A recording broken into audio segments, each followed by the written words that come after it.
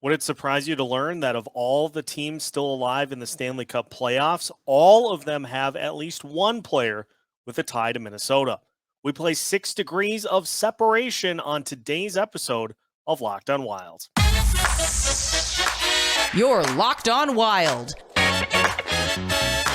your daily podcast on the Minnesota Wild.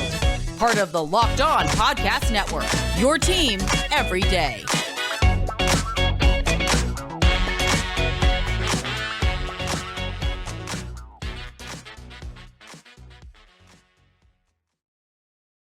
What's happening, everybody? Welcome to another episode of Locked on Wild, your daily Minnesota Wild podcast, part of the Locked On Podcast Network, your team every day. Thanks for making Locked on Wild your first listen each and every day. Make sure you subscribe on YouTube and your favorite podcast platform so you don't miss out on any of our new episodes throughout the week. On today's episode of Locked on Wild, we look at either former Minnesota Wild players or Minnesota-born players that are still alive in the Stanley Cup playoffs as we move through round 2. My name is Seth Topal, your daily Minnesota Wild insider, and in getting everything ready for this episode, I was surprised to learn, in fact, that every single team in the Stanley Cup playoffs at this point either has a Minnesota-born player on the roster or a former Wild player on the roster, and they are having an impact at various levels as these series unfold. And so it is interesting for those that, look for that kind of thing after the Wild are eliminated from the playoffs as for who to root for the rest of the way. We'll try to lay it out for you so that you've got some options as these series unfold. We're also going to take a little time at the end of the show today to preview a series we have coming up for you next week, as well as a few big guests that are on the horizon as well. So let's start with the Western Conference playoffs. The teams that are closest to the Minnesota Wild in terms of being division rivals and teams that they see on a more frequent basis. And we'll start with the team that knocked the Wild out of the postseason. That, of course, is the Dallas Stars.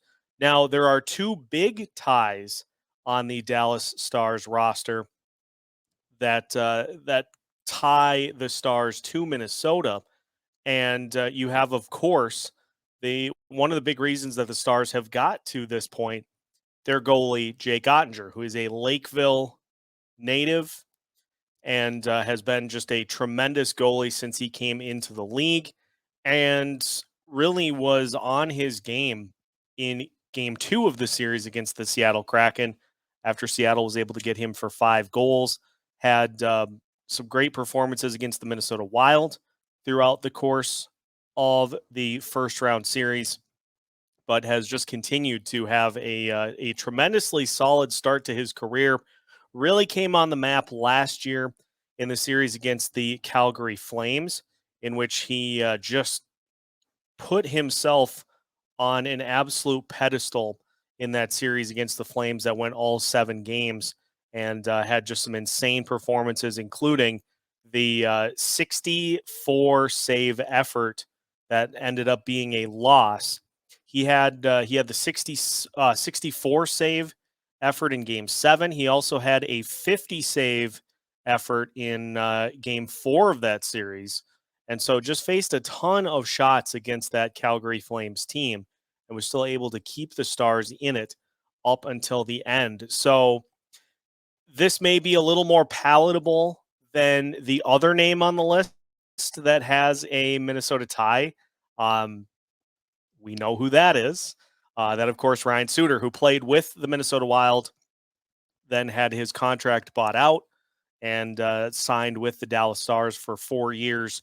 And so playing with the Stars, he was with them last year, with them now this year as well. And, he was public enemy number 1 in the first round against the Wild. Wild fans let him know a lot. And so if you're looking for a team to root for, Dallas, maybe not, but Jake Ottinger is a fantastic goalie in the NHL. And so he certainly has the capability to steal games and to stand on his head. and is trying to do that against the Kraken here in round 2. So Dallas, 2 players that fall into that former Minnesota born or Wild player ties that that you can root for. There are a couple for the opponents of the Dallas Stars, that being the Seattle Kraken. Former Wild center Ryan Donato. Now, Donato's time with the Wild was brief.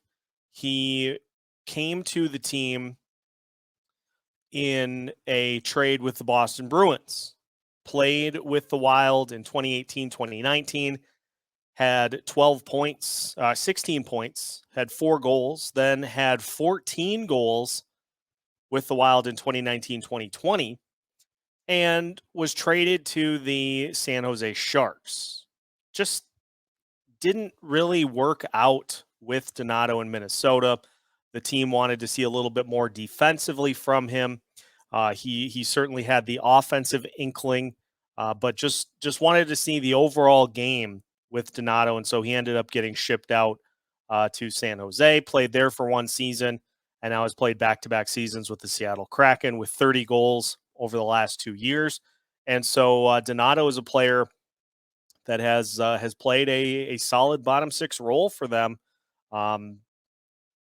Up to this point was pretty quiet in the series against the Colorado Avalanche, but still a Minnesota tie nonetheless. There are a couple of others. You've got Will Borgen, who is Moorhead, Minnesota native, and has played in the series so far as a defenseman for the Kraken, and is getting a solid amount of ice time throughout the postseason so far, 16, 17, 18 minutes a night. He's chipped in some assists. He's got a goal, 2 assists so far in the postseason, and a younger defenseman for the Seattle Kraken, just 26. And so that's another Minnesota tie for the Seattle Kraken. The biggest one, though, on the Kraken is, of course, Wild defenseman Carson Soucy.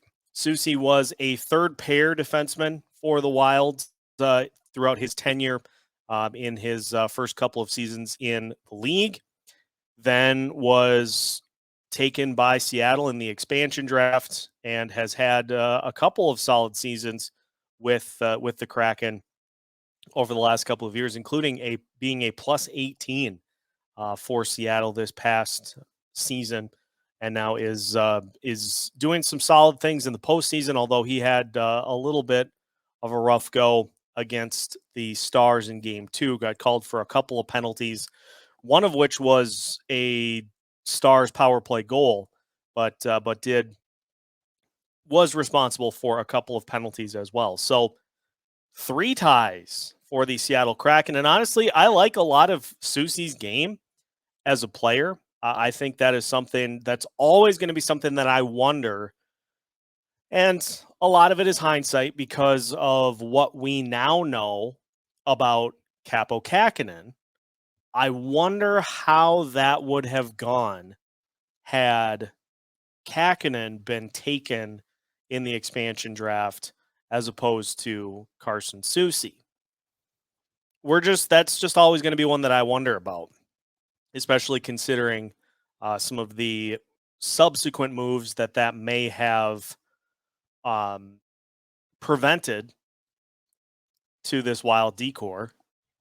So it's just going to always be one that kind of sticks in the back of my mind as just a curiosity piece for that series. So those are just 2 of the teams. We're going to run through the rest. There are plenty of Minnesota ties throughout the Stanley Cup playoffs that are still alive. And so we'll continue to play 6 degrees of playoff separation on today's episode of Locked on Wild after a word from our sponsor, which for today's episode is eBay Motors. For a championship team, it's all about making sure every player is a perfect fit. It's the same when it comes to your vehicle. Every part needs to fit just right.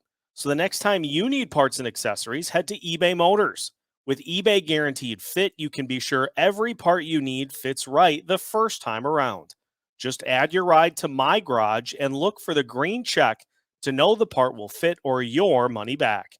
Because just like in sports, confidence is the name of the game when you shop on eBay Motors. And with over 122 million parts to choose from, you'll be back in the game in no time. After all, it's easy to bring home a win when the right parts are guaranteed. Get the right parts, the right fit, and the right prices on ebaymotors.com. Let's ride. eBay guaranteed fit only available to U.S. customers. Eligible items only. Exclusions apply. Continuing today's episode of Locked On Wild. Once again, thank you for making Locked On Wild your first listen each and every day. For the everydayers, a couple of notes to pass along. Make sure to check out Locked On Wild on Twitter. We have put together a listener survey, getting some feedback on areas of this show that we are looking to maybe tweak, and just looking for some input as to areas where we can improve the coverage that we bring you on a daily basis. And also, we've got some big guests coming on the show next week, including Judd Zulgad.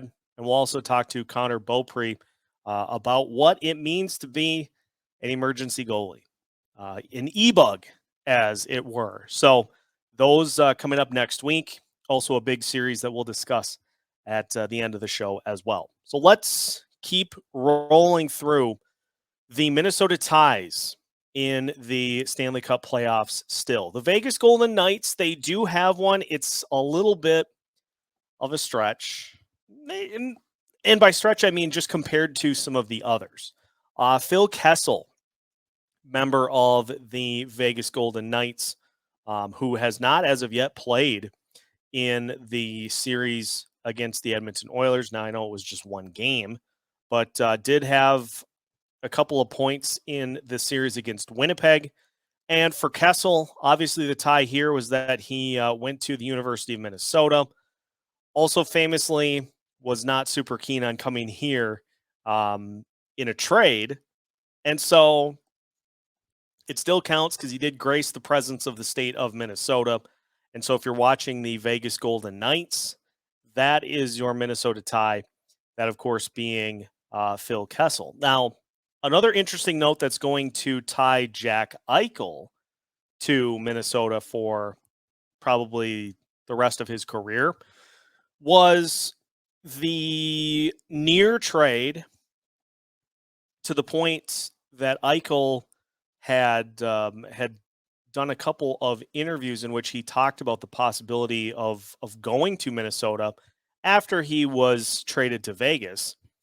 And it sounded like it was pretty close to a done deal. Like it was close to being agreed to. Like there was a trade in place, and just didn't end up happening. And so Eichel always is going to be one of those, how would it have looked had he come here scenarios. Obviously ended up going to Vegas, but that's another kind of out of the box tie that can tie the Vegas Golden Knights to the Minnesota Wild as well. But Phil Kessel is that main one for the Vegas Golden Knights in this series. And puts the Edmonton Oilers. Former Minnesota Wild center Nick Bjugstad is playing for the Edmonton Oilers. He had a solid season for Arizona and also for the Oilers as he was brought in at the trade deadline. Finished the season with 17 goals. Had 2 goals in the series against the Los Angeles Kings in Game 6 of that series, and has been playing around 16 minutes per night for the Oilers as one of their fourth-line guys. But a big body, and he has certainly been a solid addition for the Oilers as they continue to navigate through the playoffs. But obviously, Bjugstad from here, played here. There is no more Minnesota tie in these playoffs than Nick Bjugstad. And so that may be the one. That may be the top, near the top of the list in terms of players that have graced through here, that are from here, that you would want to see potentially win a cup. You could put him near the top of the list in that category for sure. Now, that's the Western Conference. There are still plenty of ties to Minnesota in the Eastern Conference as well. And so we will take a look at that to finish the rest of the show today as we continue today's episode of Locked On Wild after this. Final segment of today's episode of Locked On Wild. Once again, thank you for making Locked On Wild your first listen each and every day. For the everydayers, we are going to, starting next week, embark on a series in which I will be looking at the previous 5 Stanley Cup champions. That includes repeats. Looking at the road for them to get to hoisting the Stanley Cup. That includes previous seasons in which they were very bad, got some high draft picks, hit on some other draft picks, free agent signings, trades. We're going to break down the path for the last 5 Stanley Cup champions. So we'll get a look at how the Tampa Bay Lightning built up their multiple cup run. We'll take a look at the Avalanche as well. And it's going to be a series that I think, are quite literally going to call the path here next week, as well as some pretty A-list interviews that will help kick off the summer as well. So all of that coming up next week. Make sure to tune in here on Locked On Wild. So let's finish up by taking a look at the teams in the East who are still alive in the Stanley Cup playoffs. The Carolina Hurricanes have a few players that are still alive in the Stanley Cup playoffs that have Minnesota ties, either played here or are from here. And we'll start with the Hastings, Minnesota native, Derek Stepan.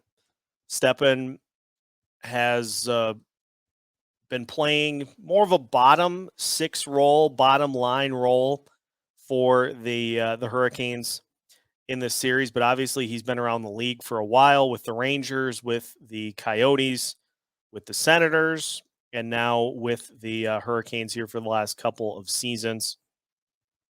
And just 1 point in the series so far, but playing that fourth line role.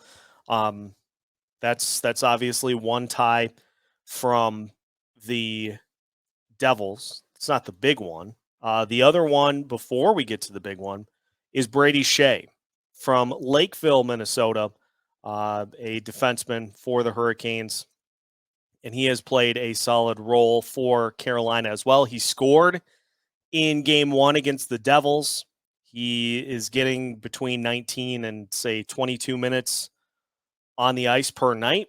And so Brady Shea is another tie to Minnesota by being from here originally.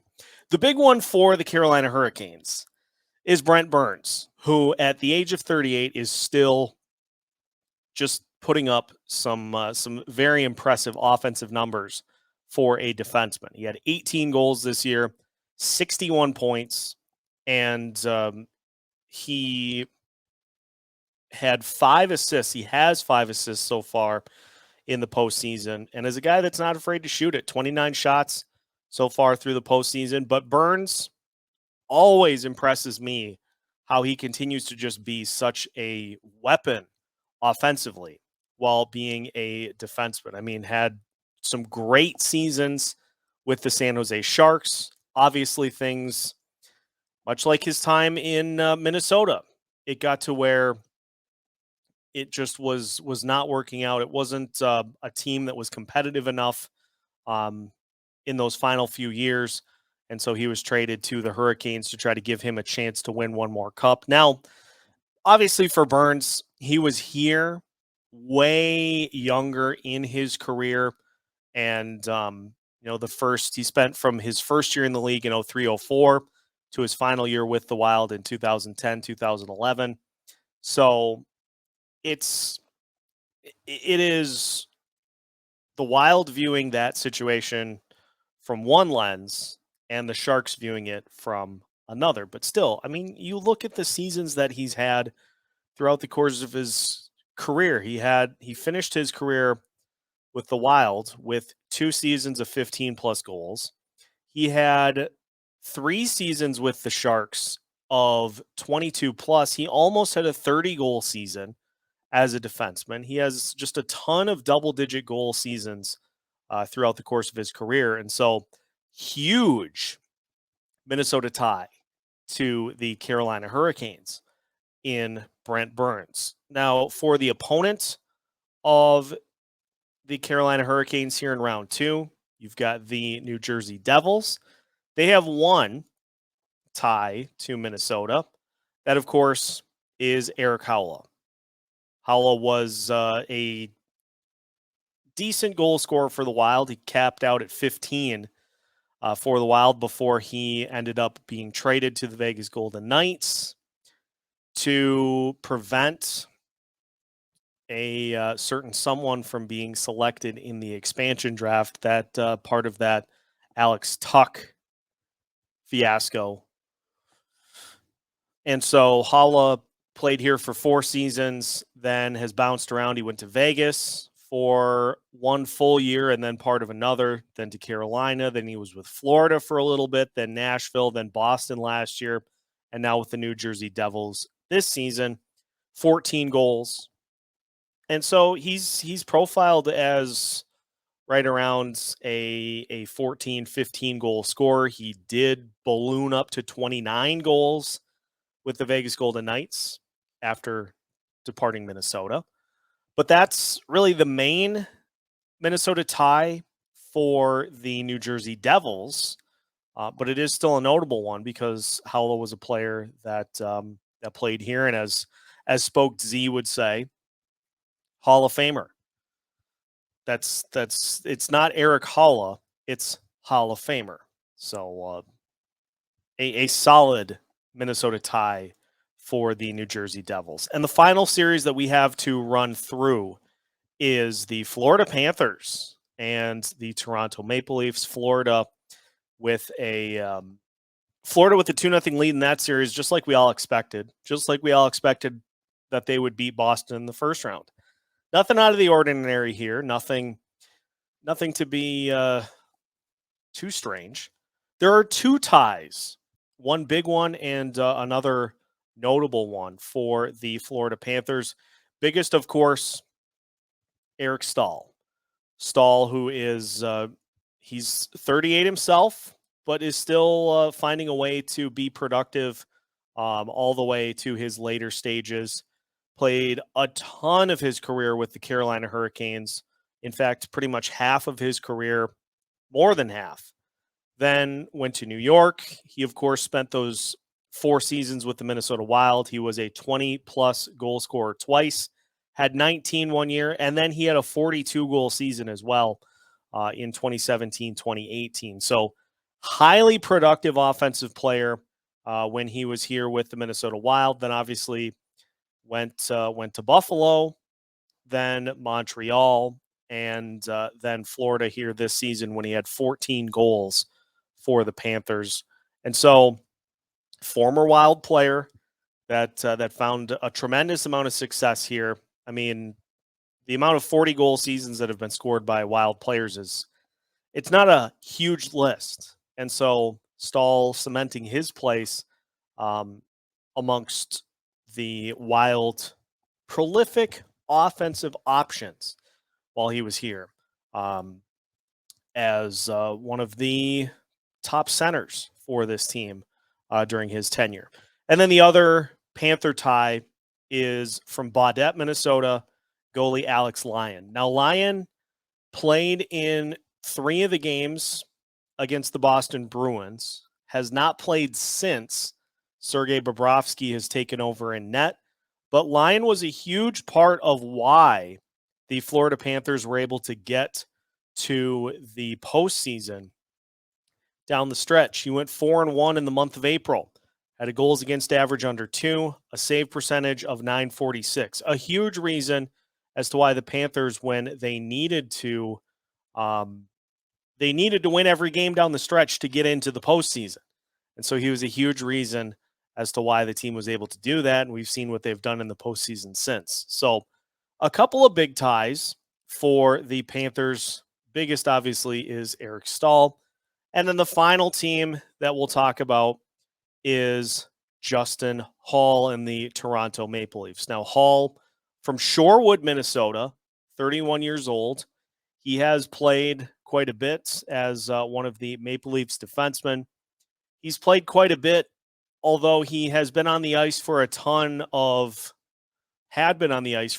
goals through that series against the Tampa Bay Lightning. He was collectively a -7 in the series against Tampa Bay. He has not played since. So, a situation where as the postseason goes on, you start to kind of shrink your bench a little bit. And so Hall may not see, unless there's an injury, he may not see the ice very much. But he is a Minnesota tie for the Toronto Maple Leafs as this postseason goes on. So obviously there are a ton of big ones. Brent Burns with the Hurricanes, Eric Stahl, Ryan Suter, and some of the other guys like Carson Soucy. If we're picking a team to root for the rest of the way, and this is the thing about the Stanley Cup playoffs, is that a lot of different things can happen, depending on how you play, who you play, what happens the series before you play a team.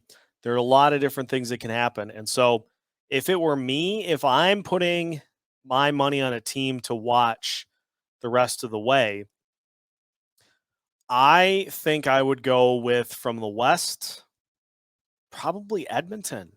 I mean, if McDavid and Draisaitl are going to get a cup with Boston now out, this is the year to do it. And it's a Western Conference that is pretty wide open.